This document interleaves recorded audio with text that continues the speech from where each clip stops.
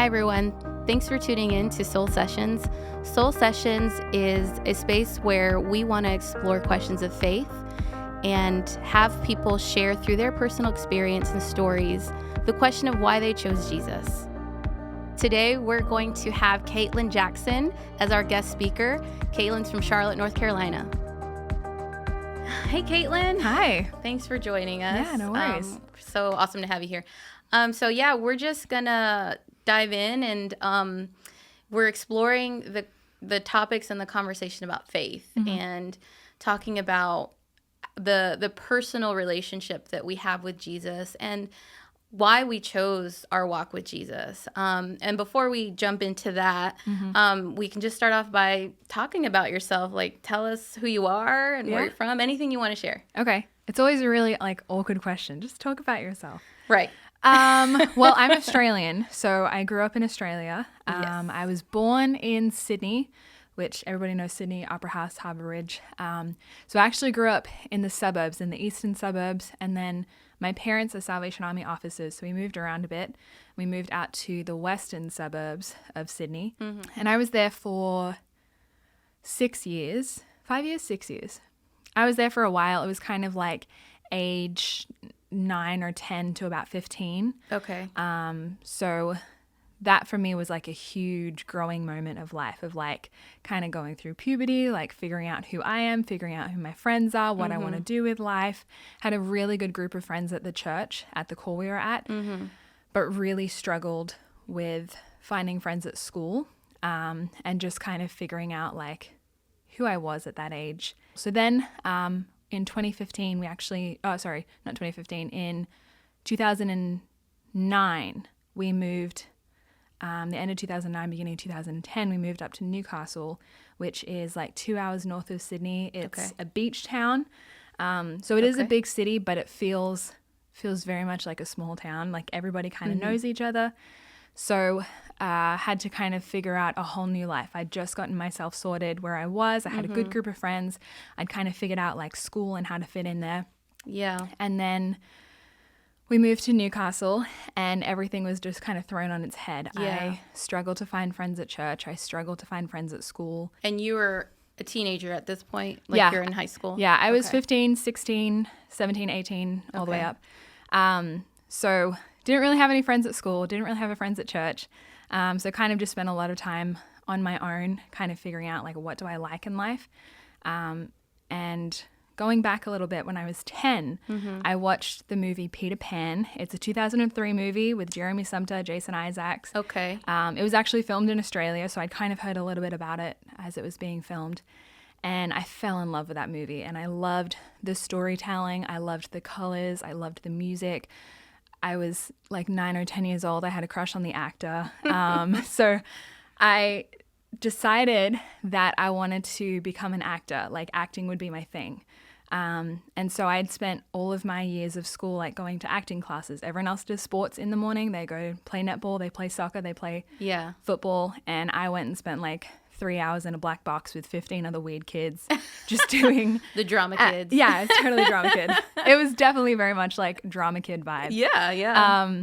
But yeah, that's what I did. And so every time I moved, and even when I couldn't find friends in a particular spot, I kind of always fell back to acting and like creating worlds in my own head, creating characters, just enjoying kind of like living in my own world, and just enjoying, I don't know, just being different people or thinking about things from a different perspective or wondering, oh, if I was this person or if I was in this position, like how would I feel? What would I be like? So I kind of was very alone, but I loved it because I just got to live in my own little world and just be an actor and dream about what would happen one day in the future. So yeah, that was kind of like me growing up, and then obviously I moved to America and now I have a job where I get to be creative every day. It's not quite what I expected myself to do, but I really enjoy doing it. Yeah. Yeah. Wow. So that is fascinating. I love to hear just more about where you come from and who you are and kind of what your passions are and what drive you. Let's talk about like your faith and your spirituality in your growing up. Like, how did that play a part in this whole narrative of like discovering like what you love to do? Yeah. I always grew up going to church. Always went to church with my parents. And then when they became Salvation Army officers, obviously we had to go every single Sunday. When I was 9 or 10, it was around the time that my grandmother died. I remember obviously being really traumatized by that. She had cancer and she'd had it for years, and me and my sister didn't know because it wasn't necessary for us to know until it kind of got to the end. And then Mum and Dad said, hey, actually, this is kind of what's going on. And then a couple months later, she'd passed away. And I remember just feeling really lost, and it was a sense of grief that I'd never felt that before. And because I'd kind of grown up always thinking about things like, oh, what if I was like this? Or what if I was, thinking about it from this perspective? Or if I could be this person, what would my life be like? I started thinking like, we say we're Christians, but what if we're actually the ones who are wrong? Like, what if we're actually the ones who are believing this fake thing? What if it's Muslims that are actually right about God? Or what if atheists are actually right and there really is nothing? Or there's no reason to believe in anything. And so I kind of just, at 10 years old, had those really scary, massive thoughts and didn't know how to ask anybody about it. Yeah. But I knew that we were always told, like, if you search for God, if you really seek him with all of your heart, you'll find him. He'll answer you. And that's always been what I've been told, is like God will always show himself to you. He'll always reveal his plan. You just have to be willing to seek it out. And so I remember lying in my bed. It was like 1 o'clock in the morning. And I was like, you know what? I don't want to go to church if I'm in the wrong. Like, I don't want to keep doing this or keep pretending to live this life. So God, if you're really real, like, I need to know. And in my head, I gave him an ultimatum. I was like, Which I think he would be okay with, actually. Well, yeah. He's like, game on. Yeah. So, and that's what it was like. And it's a stupid little thing. I don't share it with anybody because it just seems ridiculous. But I gave him this ultimatum of like, if you're really real, like, I need this thing to happen. And within 30 seconds, it happened. And it blew my mind that I could ask for something and God would give it to me. And I was like, okay, that's it. Like, if you answered me, like this little 10-year-old girl lying in her bed at 1 o'clock in the morning who'd asked for something stupid, then there must be something more to life. And I'm willing to do what you ask. So that kind of shifted everything in a good way, because I very much like became dependent on God for a lot of things. And when I didn't have friends at school, if I didn't have friends at church, even with acting and what I thought could happen with that, it was always like, God, I'm going to do what you want. Whatever you want me to do in life, I'm going to do it because you've been faithful to me. It's now my turn to be faithful to you. But with that came this idea that whatever I asked for in life, then God would give it to me. Like, if I had been checking off all the boxes and I'd been a good Christian, if I asked for something, God would give it to me. And I thought, there's a verse in Psalm and it says, take delight in the Lord and he will give you the desires of your heart. And I took that out of context. Yes. Which I think a lot of people do. Yeah, absolutely people do that. Because I thought like, okay, if I just go ahead and believe in God and check all the boxes, then he's going to give me what I want. So I really want to be an actor. Like, this is how I could evangelize to people. This is how I could witness to people. Like, this is what I want to do with my life. If you give me an acting role that's going to shoot me to Hollywood and I'm going to be this big actor, I will spend the rest of my life like professing how good you are. And I'll always thank you in my Oscar speeches. Like, I had all these grand dreams of like what I could do. Bargaining things with the Lord. It was absolutely bargaining. We all do that for sure. It was, and I did that for years. And it was always this back and forth battle of like, if I do this for you, God, then you can do this for me. And I'd hear him say, well, what if I want to do something different? And I'd be like, no. This is the best way. If I can do this for you, like if you can get me this role, or if you can help me land this agent, or if you can help me go to this school, or like talk to the right person, or like have a casting director walk past me at the shopping center and be like, hey, I need you for this movie. Oh my gosh, you're perfect. Like, if you could put all those things in order for me, then I will do whatever it is you want me to do. And it was always you have to give before I can give anything back. And then we moved. I moved from the town where I felt most comfortable, and we moved to Newcastle, which in hindsight was the perfect thing. But kind of like my whole life had been stripped away. So I was like, okay, well, if I don't have friends at church, if I don't have friends at school, if I have this weird school schedule and I'm not kind of doing what a normal like 16, 17, 18-year-old does, then it must be because like something big's going to happen with my acting. And God's like, okay, so let's start talking about it. So I started very much spending my time like looking into how do you hear from God? How do I know what the right thing is? Like, how do I know what the next step is? And I started to hear him say, I have great plans for you that involve acting, but I also have plans for you to serve me in ministry.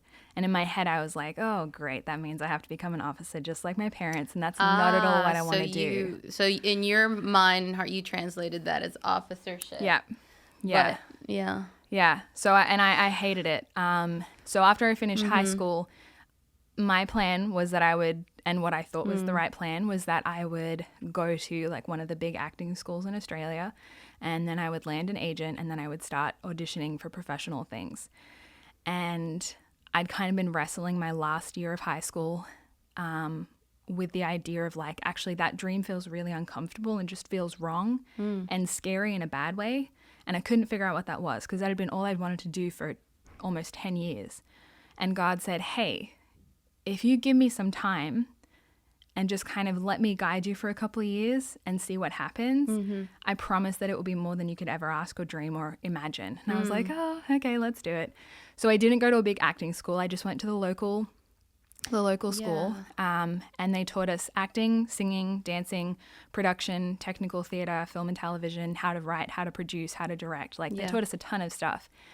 And through that time, I started to think, wow, like it would be really cool if I could use all these skills that I have in a church setting, because I feel like for me as a creative, church can be very dry, can be very stagnant, and it can be a very almost boxy feeling where it's like you read the scripture, you hear a sermon, you sing some songs, and that's it. Yeah. Like where's the color? Where's the life? There's no creativity. There's no freedom to do things outside the box. Yeah. Or if there was, the quality was usually like not that great. Yeah. It was not that top great. notch stuff. Yeah. So I started to think, and I started to have this conversation with God over those couple of years of like, what could I do? Like, how could I actually do this in church? So I started to find ways just to do it in my church. And I found that that was the most fulfilling creative outlet that I had. Like, even though I was in acting classes and we did 5 or 6 productions a year, like I loved those rehearsals, but I felt energized and rejuvenated. And like, I felt like I came to life when I was doing my own creative projects for church. And so I started to look into like church jobs that could do that, because I didn't think that they existed. But apparently they do. Oh, absolutely. It's the whole career, apparently. Yeah, it's a whole thing. And I mean, it wasn't really a thing in Australia at the time. So I started to look overseas like, okay, well, if I was to do this, like, is there another Salvation Army somewhere that does? And that kind of just put me on a path to end up here doing what I do now. But yeah, I very much see like my dreams for acting and my journey with God intertwine a lot.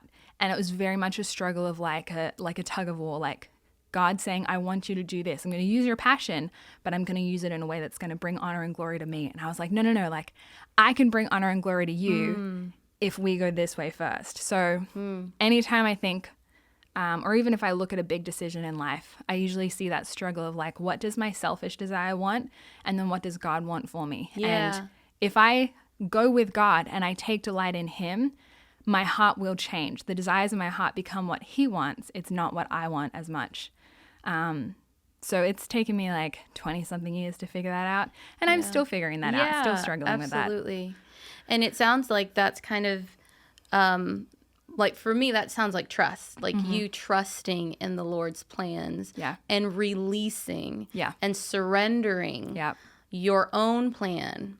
Even though these are good things, these are things that I want for myself, that God are well-intentioned, submitting them to the Lord and saying, these are still your things. Yeah. And trusting that he will honor what you desire, but according to his plans for you. And are you disappointed? No. I mean, like, I'm sure that you have faced disappointments and challenges, because we're not immune to that. Yeah. However, I think the fulfillment and like you're saying, you just feel that the Lord really just brought those things together for you. Yeah. In a way that's fulfilled your desires in your heart, and it is ongoing. Yeah. I love that. And that's, for me, like, what I really want people to hear as well, because that's what journeying with the Lord means. It's coming to those roads and saying, I desire this, but what do you desire? Yeah. And attuning your heart to what he wants. What would you say? Oh yes, I want to go back to something you said earlier when you were talking about, I felt the Lord say, or he kind of had been speaking to you, and you kind of moved with a certainty almost in a direction. How did he do that? Like, how did he speak to you? Like, how do you know that, like, this is of the Lord? Like, he was speaking to me, because I struggle with that. Yeah. I still struggle, and I find that there tends to be like a pattern or a certain couple of things that all kind of work together to make me go, okay, I'm pretty sure this is what it is. There's still like there's always a sense of doubt in my mind.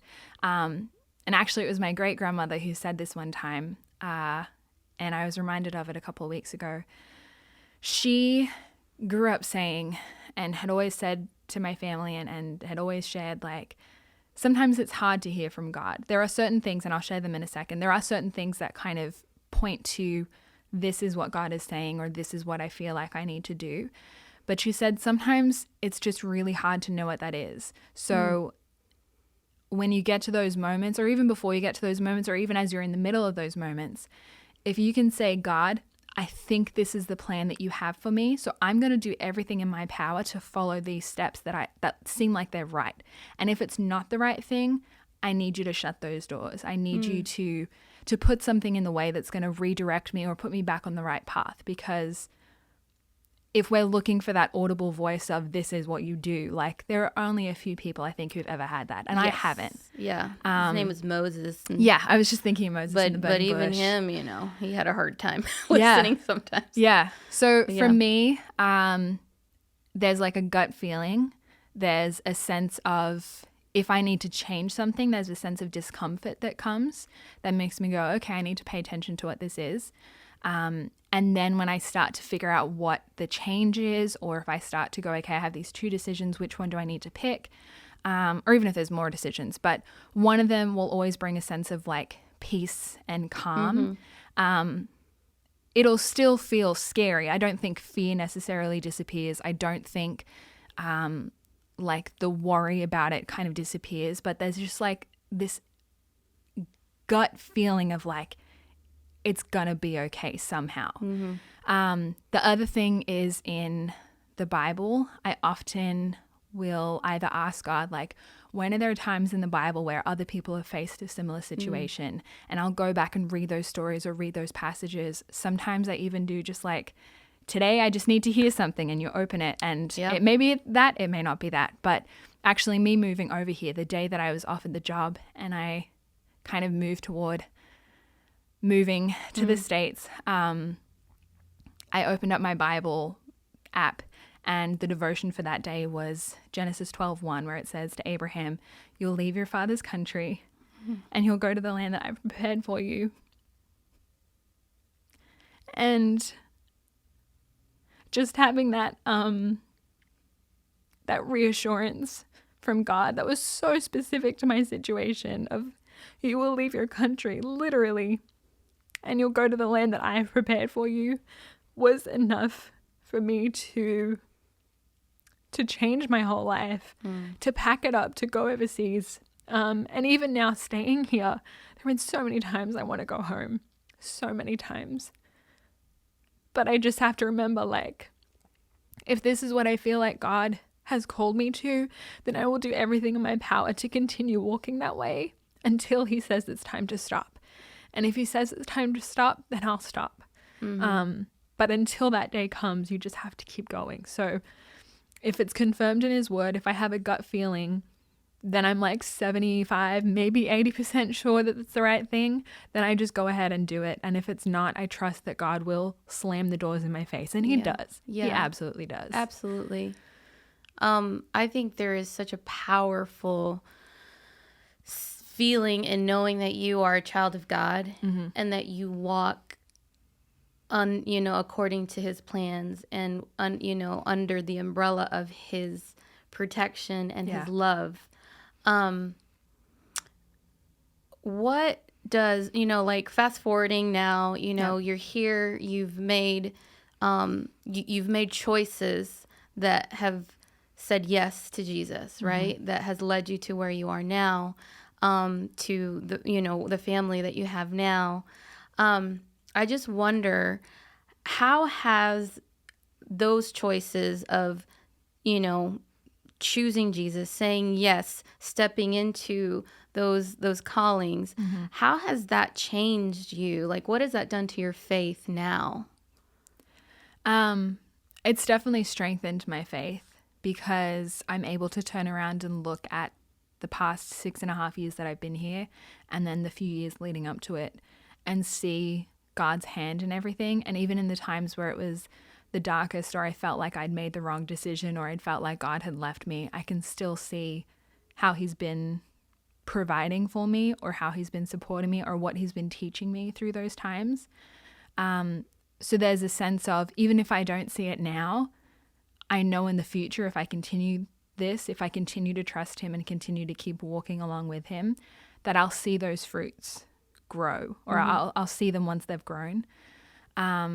For me now, there's a sense of, if I've changed my whole life, like nothing's too big. I'm sure there'll be something that comes up at some point that feels incredibly scary, like I can't do it. But as a 20-year-old to say like, yeah, I'm going to move overseas with no family and to a job that I don't know, to a land that I don't know, to a community that I don't know, and have no community for however many months I was here.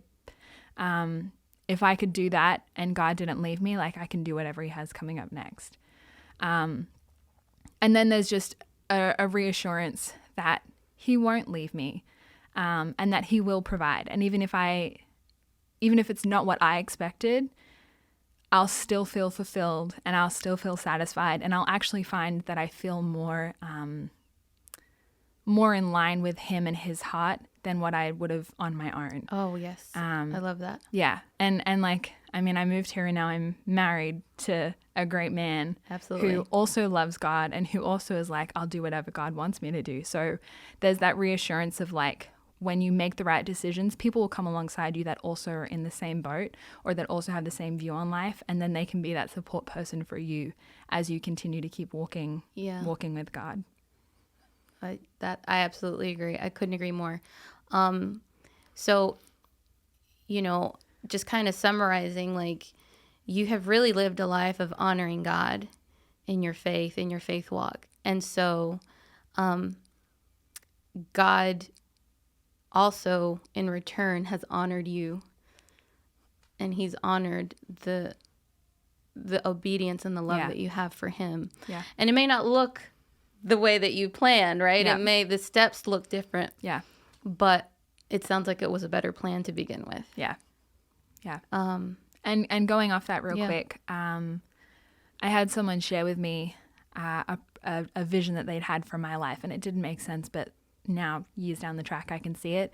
They said, I see you with little fires and you're tending to these tiny little individual candles. And as you tend to those individual candles, a massive fire is burning behind you, and it grows brighter and brighter as you spend more time.